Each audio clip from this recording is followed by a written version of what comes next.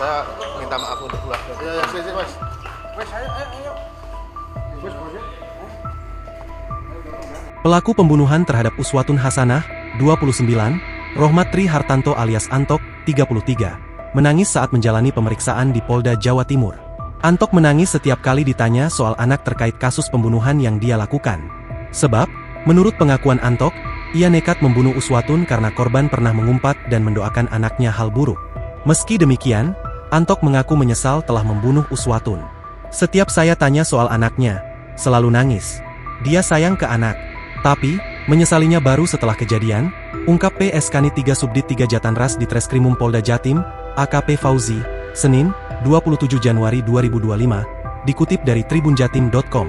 Hal senada juga turut disampaikan Kasubdit 2 Jatanras di Treskrimum Polda Jatim, AKBP Arbaridi Jumhur. Kepada polisi, kata Jumhur, Antok mengaku sangat menyayangi anaknya, hingga nekat membunuh Uswatun. Korban mengumpat soal anak pelaku. Itu yang bikin pelaku sedih. Dia kalau kita tanyakan soal anak, nangis dia. Sayang sama anaknya juga, kata Jumhur. Korban itu kecewa dengan pelaku karena istri sahnya punya anak lagi. Dan disumpah serapahi, kalau lahir didoain jadi ini dan itu doa buruk, imbuhnya. Diketahui, Uswatun merasa tak terima saat tahu Antok dan istri sahnya memiliki anak kedua berjenis perempuan. Antok mengaku Uswatun kerap mendesaknya agar menyingkirkan sang anak. Ucapan Uswatun itu disebut membuat Antok menyimpan dendam, hingga nekat membunuh korban. Penyesalan telah membunuh Uswatun, juga disampaikan secara langsung oleh Antok.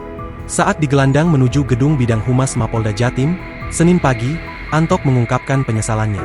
Ya, saya menyesal telah membunuh Uswatun, Mas, kata Antok, dilansir suryamalang.com. Ia juga meminta maaf kepada keluarga Uswatun di Kabupaten Blitar. Saya minta maaf kepada korban dan keluarga korban. Saya minta maaf, lanjutnya. Download Tribun X sekarang, menghadirkan lokal menjadi Indonesia.